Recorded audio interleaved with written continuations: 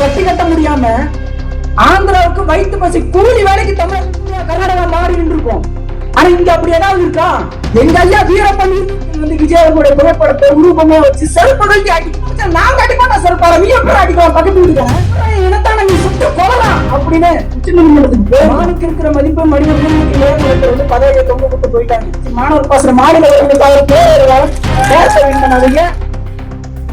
ஆர்ப்பாட்டத்தை மிக சிறப்பாகவும் எழுச்சியும் புரட்சியுமாக நடத்தி கொண்டிருக்கிற பொறுப்பாளர்களுக்கும் இந்த கண்டன ஆர்ப்பாட்டத்தில் கலந்து கொண்டுள்ள உறவுகள் அனைவருக்கும் புரட்சி வணக்கம். 4 நாட்களுக்கு முன்பாக கர்நாடகாவில் தமிழர்கள் மானை வேட்டையாடினார்கள் என்று சொல்லி 3 தமிழர்களை கர்நாடக வனத்துறையினர் சுட்டு கொலை செய்திருக்கிறார்கள். நண்பான மக்களே, ஏற்கனவே தமிழ்நாட்டுக்கும் கர்நாடகாவுக்கும் தற்போது பல சிக்கல்கள் ஓடிக்கொண்டிருக்கிறது. தமிழ்நாட்டில் இருக்கக்கூடிய விவசாயிகள் போராடி கொண்டிருக்கிறார்கள். கர்நாடகாவில் இருக்கக்கூடிய கன்னட அமைப்புகள் ஒரு பக்கம் போராடி கொண்டிருக்கிறார்கள். இந்த சூழ்நிலையில் நம் 3 தமிழர்களை சுட்டுக் கொன்றால் தமிழர்களின் கோபத்துக்குள்ளாவோ இன்னும் பல பிரச்சனைகள் வரும் என்று எதை பத்தியும் யோசிக்காம 3 தமிழர்களை கர்நாடகா வனத்துறை சுட்டுக் கொள்கிறது என்றால் மக்கள் கொஞ்சம் சிந்திச்சு பார்க்கணும். நாய்க்கு இருக்கிற மதிப்பு தமிழனுக்கு இல்ல. நாய் அடிச்சா கூட கேட்கறதுக்கு நாதி இருக்கு, தமிழன் அடிச்சா கேட்கறதுக்கு எவனும் இல்ல அப்படின்ற ஆணவத்துல இந்த கர்நாடக அரசு தமிழர்களை சுட்டு கொலை செய்திருக்கிறது. நீங்க சாலையில நடந்து போங்க, நடந்து போகும்போது ஒரு வெறிநாய் உங்களை கடிக்க வரும். கடிக்க வர்ற வெறிநாயை நீங்க கல் எடுத்து அடிக்க முடியாது. சட்டம் சொல்லுது அடிக்க கூடாதுன்னு. மீறி அடிச்சீங்கன்னா அதுக்காக ஆதரவா போராடுறதுக்கு அமைப்புகள் வரும். ஒரு நாய்க்கு இருக்கிற மதிப்பு கூட நாய்க்கு கூட கேட்கறதுக்கு நாதி இருக்கு. ஆனா தமிழர்கள் 3 பேர் படுகொலை செய்யப்பட்டிருக்காங்க. எந்த மனித உரிமை ஆணையம் இதை பத்தி கேட்கல, எந்த ஆட்சியாளர்களும் இதை பத்தி வாயை திறந்து பேசல. வாங்கின கடனுக்கு வட்டி கட்ட முடியாம ஆந்திராவுக்கு வயிற்று பசி கூலி வேலைக்கு தமிழர்கள் போனாங்க. போன தமிழர்களை செம்மரம் நட்ட வந்த கடத்தல்காரர்கள் சொல்லி 20 பேரை சுட்டுக் கொண்டது 11 வருஷத்துக்கு முன்னாடி ஆந்திரா அரசு. கடல்ல மீன் பிடிக்க தமிழர்கள் போறாங்க தன்னுடைய வாழ்வாதாரத்துக்காக. எல்லை தாண்டி வந்து மீன் பிடிச்சிட்டான்னு சொல்லி தமிழர்களை படுகொலை செய்யுது, சுட்டுக் கொள்ளுது இலங்கை கடற்படை ராணுவம்.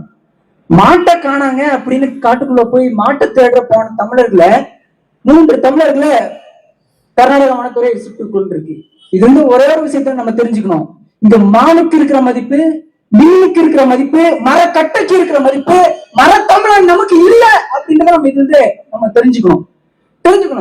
இன்னைக்கு அவர் பேசுறாரு, கர்நாடகாவின் முதலமைச்சர் பேசுறாரு, கர்நாடகாவின் உள் விவகாரத்துல தமிழ்நாடு தலையில கூடாதுன்னு பேசுறாரு. கன்னட இங்க 3 பேர்த்த நான் சுட்டு போடுறேன், நீ பேசாம இருப்பியா? இருந்துருவியா? எத்தனை பஸ் எரிக்கப்பட்டிருக்கும், எத்தனை பேர்த்த அடிச்சிருப்பீங்க? கலவர பூமியா கர்நாடகா மாறி நின்றுருக்கும். ஆனா இங்க அப்படி ஏதாவது இருக்கா? எங்க ஐயா வீரப்பன் இருந்திருந்தால் கர்நாடகாவோட வனத்துறை இருந்திருக்காரு. எவன் சுட்டான கழுத்தறுத்து போட்டு போயிருப்பாரு. வீரப்பன் இல்ல, அவன் பேருங்க நாங்க இருக்கோம். வீரப்பெண்கள் உருவாகுவதில்லை, உருவாக்கப்படுகிறார்கள். அதான் உண்மை. இன்னொரு வீரப்பன் வந்தா கர்நாடகா தாங்குமான்ற ஒரே ஒரு கேள்வியை நான் முன்வைக்க விரும்புறேன். கொஞ்சம் சிந்திச்சு பாருங்க. தமிழ்நாட்டில் ஒரு முதலமைச்சர் இருக்காரு, அவருக்கு வாயில புண்ணு தொண்டர் ஆபரேஷன் ஆனாலும் அவர் பேச மாட்டார். சட்டமன்றத்தில் கூட அமைச்சர்கள் யாராவது பேசுறாங்களா அப்படின்னு பார்த்தா அதுவும் கிடையாது. பேசுறாங்க, என்ன பேசுறாங்க? முதலமைச்சர் விஜய் சட்டமன்றத்துக்குள்ள வரும்போது உதயநிதி ஸ்டாலின் உட்கார்ந்து இருக்கிறாராமா. 8 கோடி தமிழர்களின் முதலமைச்சர் உதயநிதி ஸ்டாலின் அவமதிக்கிறார் அமைச்சர் பேசுறாங்க. இது ஒரு விவாதம். கர்நாடகாவில தமிழனுக்கு தண்ணி தரக்கூடாதுன்னு முதலமைச்சர் விஜய் அவர்களுடைய புகைப்படத்தை பதாகையை வச்சு செருப்பால் அடிக்கிறான், விளக்க மாத்தால் அடிக்கிறான். அப்ப வராத கோபம் முல்லைப்பெரியார் விவகாரத்துல இப்ப ஒரு வாரத்துக்கு முன்னாடி மலையாளிகள் வந்து விஜய் அவர்களுடைய புகைப்படத்தை உருவமா வச்சு செருப்புகளுக்கு அடிக்கிறான். அப்ப வராத ரோசம் உட்கார்ந்துருக்கும் போது வருதுன்னா நினைச்சு பாருங்க. அதனாலதான் உங்களை தற்கொலைகள் நம்ம சொல்றோம். எங்களுக்கு வலிக்குது. 1000 இருந்தாலும் விஜய் எங்களுடைய முதலமைச்சர், தமிழர்களின் முதலமைச்சர் விஜய்க்கும் எங்களுக்கும் அவர் ஆட்சி சரியில்லை, அவர் சரியா ஆட்சி நடத்தல, கேவலமா நடத்துறாரு எல்லாம் நாங்க சொல்லுவோம். எங்க முதலமைச்சர் நாங்க அடிப்போம் சார். நீ எப்படி அடிக்கலாம்? பக்கத்து வீட்டுக்காரன் நீ எப்படி அடிக்கலாம்?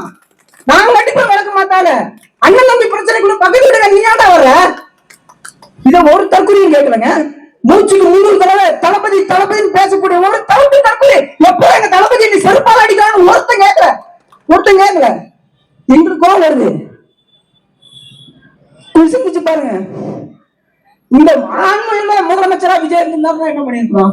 எப்பறம் இனத்தான நீ சுட்டு கொள்ளலாம் அப்படின்னு உச்ச நீதிமன்றத்துக்கு போயிருக்கணும்.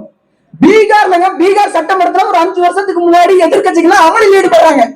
எதுக்குன்னா தமிழ்நாட்டுல வேலை செய்து வரக்கூடிய பீகாரிகளுக்கு பாதுகாப்பு இல்ல அப்படின்னு பீகார் சட்டமன்றத்துல சொல்ல போனா பீகாரிகளால தான் நமக்கு பாதுகாப்பு இல்ல. ஆனாலுமே அங்க ஒரு விவாதம் நடத்தப்படுது. இந்த மாதிரி அவங்களுடைய பாதுகாப்பை உறுதி செய்யணும் பீகார் சட்டமன்றத்துல பீகார் எதிர்கட்சிகள் கொந்தளிக்கிறாங்க. உடனே பீகார் முதலமைச்சர் என்ன பண்ணாரு? தமிழ்நாட்டுக்கு ஒரு விசாரணை குழு அனுப்புனார். போய் ஆய்வு செஞ்சுட்டு வாங்க அப்படின்னு ஒரு விசாரணை குழு அனுப்புனார். அப்படியாவது தமிழ்நாட்டின் முதலமைச்சர் விஜய் அவர்கள் அங்க போய் கர்நாடகாவில் என்ன நடந்ததுன்னு விசாரிச்சுட்டு வாங்க ஒரு ஆய்வு குழு அனுப்பியிருந்தா பரவாயில்ல. அவங்க விசாரிச்சு முடிவை சொல்லுவாங்களாமா, அதுக்கப்புறம் இவங்க நடவடிக்கை எடுப்பாங்களாமா. இது எப்படி இருக்கு பாருங்க. கொலை செஞ்சவன அவன் சரியா விசாரிப்பான்றது இது எப்படி பைத்தியக்காரத்தனமா இல்லையா? பைத்தியக்காரத்தனமா இல்லையா? அப்போ தமிழ்நாடு அரசு உரிய ஆயுத்தத்தை கர்நாடகாவுக்கு கொடுக்கணும். ஒரே ஒரு விஷயம், 2 நாளுக்கு முன்னாடி இது ஹிந்து நாளிதழ்ல அந்த இணையதளத்துல நான் படிச்சேன். கோயம்புத்தூர் விலாங்குறிச்சி பகுதியில கர்நாடகாவின் முதலமைச்சர் சிவகுமார் அவர்களின் உருவ பொம்மைக்கு செருப்பு மாலை அணிவித்து மானுக்கு இருக்கிற மதிப்பு மனித உயிருக்கு இல்லைன்னு ஒருத்தர் பதவியை தொங்க போட்டு போயிட்டாங்க. அந்த மர்ம நபர் யாருன்னு காவல்துறையில தீவிரமா விசாரிச்சுட்டு வராங்க அப்படின்னு செய்தி படிச்சேன். அந்த மர்ம நபர் வேற யாரும் இல்ல, நாம் தமிழர் கட்சி மாணவர் பாசன மாநில பேர் பேச வேண்டாம். எந்த நடவடிக்கை எடுத்தாலும் சட்டப்படி சந்திக்கிறதுக்கு தயாரா இருக்கும். நன்றி, வணக்கம்.